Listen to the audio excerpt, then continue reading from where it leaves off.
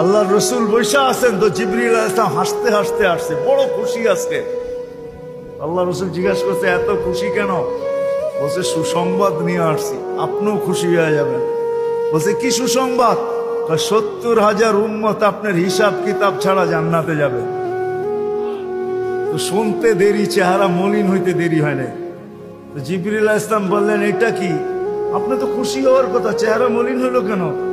মাত্র 70,000, আমার সাহাবী তো 1.25 লক্ষ, কিয়ামত পর্যন্ত উম্মতের কি হবে? এই জন্য চেহারা মলিন।